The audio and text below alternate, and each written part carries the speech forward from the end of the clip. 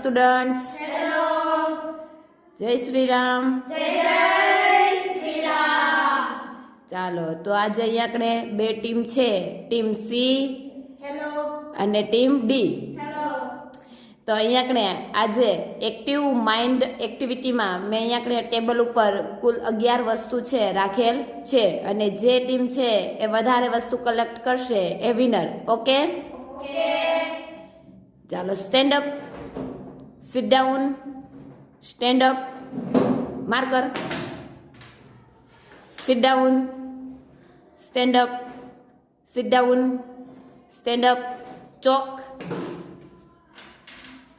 sit down, stand up, sit down, pencil,